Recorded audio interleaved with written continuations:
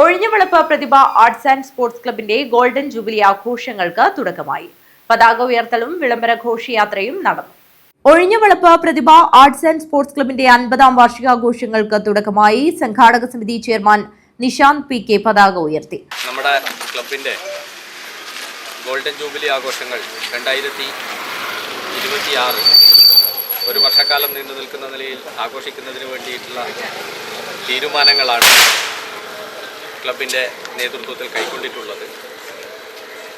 വ്യത്യസ്തങ്ങളായ നിരവധി പരിപാടികളെ ഉൾപ്പെടുത്തിക്കൊണ്ട് ഈ നാടിൻ്റെ സാംസ്കാരിക ഭൂമികയെ ശക്തിപ്പെടുത്തുന്നതിന് സഹായകമാവുന്ന നിലയിലാണ് ഈ കഴിഞ്ഞ 50 വർഷക്കാലമായി ഈ പ്രദേശത്ത് ഇടപെട്ടുകൊണ്ടിരിക്കുന്ന പ്രതിഭ ആർട്സ് ആൻഡ് സ്പോർട്സ് ക്ലബിൻ്റെ വാർഷികാഘോഷ പരിപാടികൾക്ക് ഇത്തവണ ക്ലബ്ബ് നേതൃത്വം നൽകാൻ വേണ്ടി പോകുന്നത്.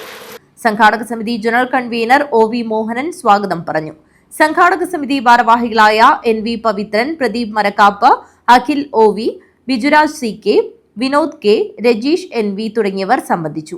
തുടർന്ന് വിളംബര ഘോഷയാത്ര നടന്നു. പ്രതിഭ ക്ലബ് പരിസരത്ത് നിന്ന് ആരംഭിച്ച് ഞാണിക്കടവ്, ഒഴിഞ്ഞുവളപ്പ് തുടങ്ങിയ കേന്ദ്രങ്ങളിലൂടെ സഞ്ചരിച്ച പ്രതിഭയിൽ സമാപിച്ചു. വിളംബര ഘോഷയാത്രയ്ക്ക് സംഘാടക സമിതി ചെയർമാൻ പി.കെ. നിശാന്ത്, മറ്റ് ഭാരവാഹികളായ Sabareesan, Karunakaran, Janardhanan, Pradeep Marakkapp, NV. Pavithran, OV. Mohanan, OV. Babu, Akhil OV., Rajeesh NV., Karunakaran, TK. Vijayan, Beena OV., Soumya Latheesh തുടങ്ങിയവർ നേതൃത്വം നൽകി. News bureau, Kanhangad.